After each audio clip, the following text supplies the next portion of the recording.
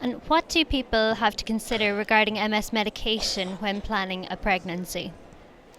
So, first of all, most women and men with multiple sclerosis can have a family, and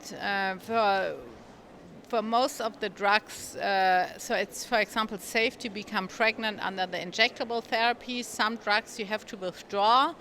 And in most cases, in mild MS, there won't be any higher relapse risk or rebound, not during pregnancy and not postpartum. It's a little bit more tricky in highly active MS. Here you have to consider, if you can, I would recommend to carefully plan a pregnancy, and there would be options to use depleting antibodies or perhaps use cladribine, but after cladribine, women and men should not plan a family for the next 6 months after the tablets. And if somebody becomes pregnant, for example, under natalizumab, it's also an option perhaps to continue the drug, but then you have to check hematological abnormalities in the baby. Okay, and I heard you talk about extended interval dosage with the likes of natalizumab during pregnancy in highly active people with MS. Can you talk a little bit more about that? Yeah, so anyway, there are general new data showing that perhaps the PML risk might be lower if the dose interval is extended. And so anyway, I recommend any dosing between 7, perhaps even 8 weeks during pregnancy, maximum up to gestational week 34, and then restart directly after birth. Can you tell me a bit more about MS symptoms and how they may change during pregnancy?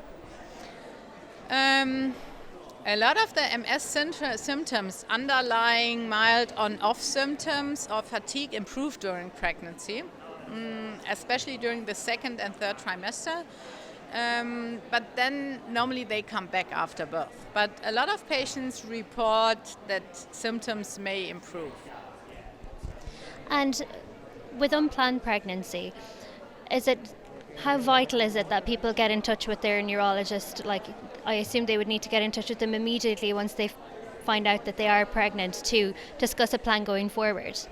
Yeah, at least they have to know if it's unplanned what to do with the medication. And for most medications, it's important just to stop them. You know, if you find out that you are pregnant, even unplanned, and even perhaps under potential toxic drugs, stop them. The good message is that even after potential toxic drugs, like teriflunomide or fingolimod, the risk for malformations does not seem to be very high. So most women can be reassured that there's no need to terminate this pregnancy only because of the accidental exposure. And then you have to carefully plan with your neurologist how to proceed. But most of the women can breastfeed, and but it's critical to talk to the neurologist, and most women do that. And how does MS symptom management differ in women who are pregnant? Most of the drugs, this was the first talk, most of the drugs are not given during pregnancy.